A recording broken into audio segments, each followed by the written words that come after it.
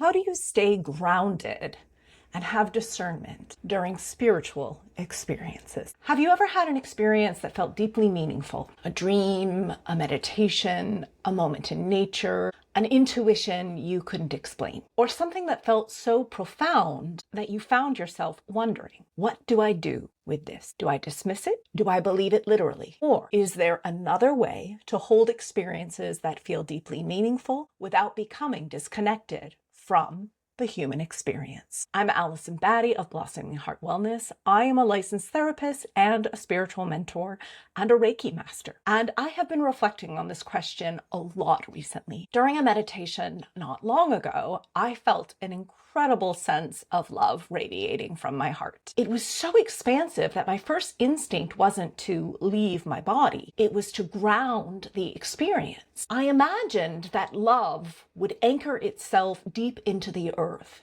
while remaining connected to the universe. And as I sat quietly with this feeling, a vision emerged. I saw people walking towards me. One by one, I gently placed my hands on them, and then they were healed. And then a thought arose. Someday you will do as Yeshua did, but not until you and the world are ready.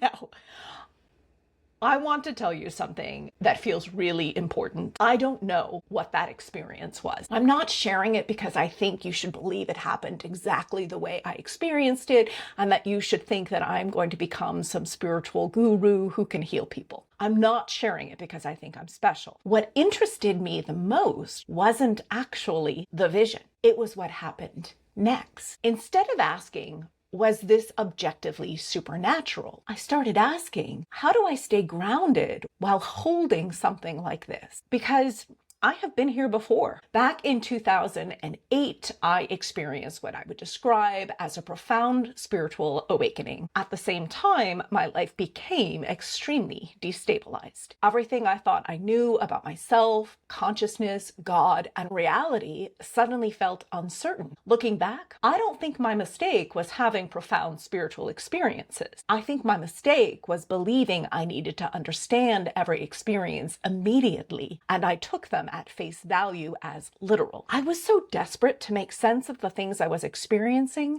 that I exhausted myself trying to turn mystery into certainty. Over time, I slowly found my way back to something different. Not certainty, but grounded meaning. The journey fundamentally changed how I understand spirituality. Today, I don't think the most important question after a profound spiritual experience is, was it literally true? I think a more helpful question is, who is this experience inviting me to become? Psychology and neuroscience actually help me understand why this question matters. Our brains are constantly organizing experiences into meaning. They weave together sensation, memory, emotion, past experience, expectations, and beliefs to create a coherent understanding of what we are experiencing.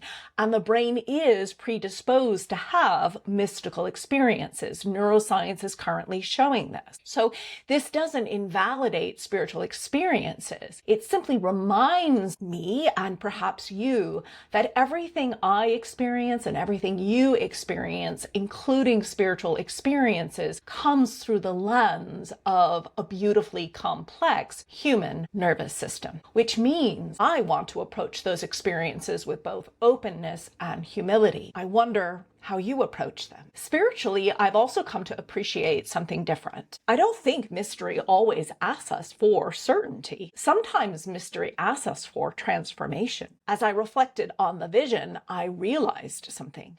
Whether it was symbolic, whether it was spiritual, or whether it was something I don't understand yet, the invitation was exactly the same. Become more loving, become more humble, become more compassionate, become someone whose presence reduces suffering. Years ago, I think I unconsciously believed spirituality was about having extraordinary experiences that somehow make you special. Today, I think spirituality is about becoming an extraordinary presence, someone who can sit with others while they are struggling. Maybe healing isn't ultimately about visions or miracles. Maybe healing is about becoming the kind of person whose nervous system is safe safe enough that other people begin to feel safer simply by being in your presence. Maybe it's becoming someone who can stay present with suffering instead of needing to escape it. Maybe it's becoming someone whose curiosity becomes stronger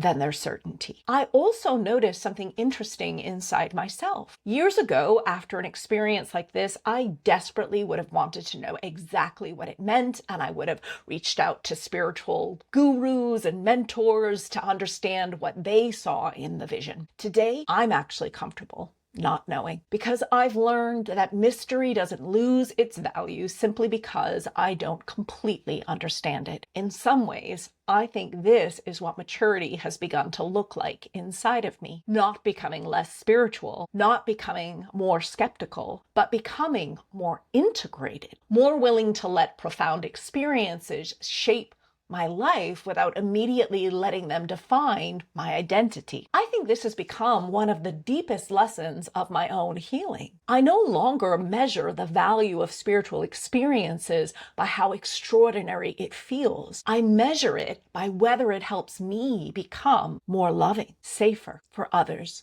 to be around, more grounded, more humble, more relational, and more able and willing to help reduce suffering. Because if an experience leaves me believing I'm somehow above other people, it probably isn't leading me where I want to go. But if it leaves me with greater compassion, greater curiosity, greater responsibility, and greater love, then regardless of how I ultimately understand that experience, it becomes deeply meaningful. So I'll leave you with a few questions. Have you ever had an experience that felt deeply meaningful but difficult to explain? What happened inside you afterwards? Did you become more curious, or did you become more certain? Did the experience make you feel more connected to others or more separate? And perhaps most importantly, who is the experience inviting you to become? Because for me, the most meaningful experiences are not the ones that convince me I am special. They're the ones that invite me to become more loving, more grounded, and more fully human. And I think that is a journey worth walking together. You don't have to agree with my perspective. You are entitled to have your own experience and make your own meaning. We all understand things through our own lens. I do hope, however, that we can be curious about one another and have conversations with kindness. If this resonates, I invite you to follow, or I invite you to read my book, The Divine Within, Healing Ourselves to Heal the World, to go deeper. Or if you want to consider working with me, I help others learn how to interpret and understand spiritual experiences and how to have spiritual experiences. You can go to my website, blossomingheartwellness.com, for more information. I'm sending you deep love and appreciation for who you are.